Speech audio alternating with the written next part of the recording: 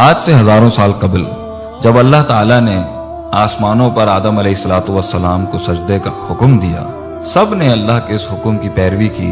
سوائے ایک سرکش جن کے جس کا نام ابلیس تھا، اور اس نے تکبر کا دعویٰ کیا اور کہا انا خیر منہ، میں اس آدم سے بہتر ہوں اللہ، خلقتنی من نار و خلقتہ من طین، تو نے مجھے آگ سے پیدا کیا اور آگ افضل ہے، اور اس کو مٹی سے، اور مٹی حقیر ہے، اور ساتھ میں ہی اس نے ایک مہلت بھی مانگی، قال انظرنی الی یوم یبعثون۔ ایک جگہ پر تو اس نے کہا قال اریتک ھذا الذی کرمت علی، سورہ بنی اسرائیل میں کہتا ہے کہ دیکھ اللہ اس آدم کو جس کو تو نے مجھ پر عزت دے دی، لئن اخرتنی الی یوم القیامہ، اگر تو مجھے قیامت تک کے لیے مہلت دے دے کیا کروں گا میں، لأحتنکن ذریتہ، میں برباد کر دوں گا اس کی اولاد کو۔ اور سورہ اعراف میں کہتا ہے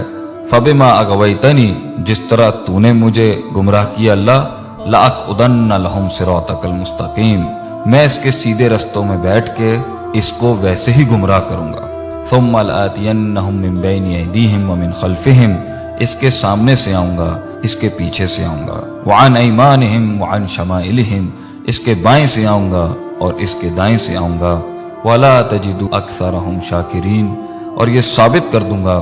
کہ جو عزت تو نے اس کو دی یہ وہ عزت ڈیزرو نہ کرتا تھا، یہ نہ تیرا شکر گزار بنے گا، نہ تیرا نمازی بنے گا، نہ پرہیزگار بنے گا، نہ روزے رکھنے والا بنے گا، نہ تقوی والا بنے گا، نہ خشیت اور خوف رکھنے والا بنے گا، نہ تجھے تلاش کرنے والا بنے گا، نہ تیرے معاملات پر صبر کرنے والا بنے گا، نہ تیرے لیے رونے والا بنے گا، نہ تجھ سے امید رکھنے والا بنے گا، یہ دنیا کی عبادت کرے گا، یہ شہرت کی عبادت کرے گا، یہ مال کی عبادت کرے گا، یہ لوگوں میں اپنے آپ کو نمایاں کرنے کی کوشش کرے گا، یہ میری بھی عبادت کرے گا، یہ دنیا کی رنگ رلیوں میں کھو جائے گا، یہ دنیا کو ہی اپنا اللہ بنا لے گا، اپنا الہ بنا لے گا، میں یہ ثابت کر دوں گا اللہ۔ اس چیلنج کے بعد اللہ نے اس کو جواب دیا، اور بہت زبردست جواب دیا۔ اللہ نے کہا جو تیرے پیچھے لگ گئے انہیں میں جہنم میں ڈالوں گا ہی ڈالوں گا، فمن تبعک منہم فإن جہنم جزاؤکم، جنہوں نے تیری پیروی کر لی انہیں جہنم ہی دوں گا جزا کی شکل میں۔ آگے کچھ آیتوں میں اللہ فرماتے ہیں بے شک کہ میرے بندے، میرے خاص بندے،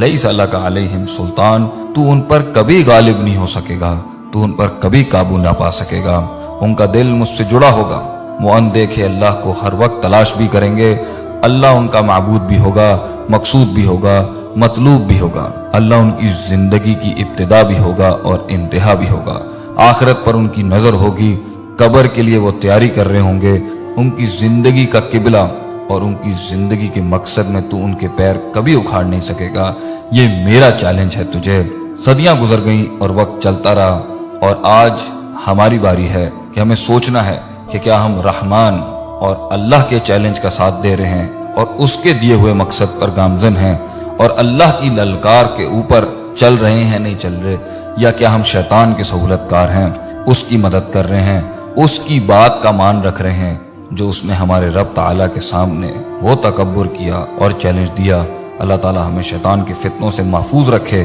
اور رحمان کی دی ہوئی زندگی کے اوپر اس کے نازل کردہ کتاب کے اندر دیے ہوئے مقصد پر چلنے کی توفیق عطا فرمائے۔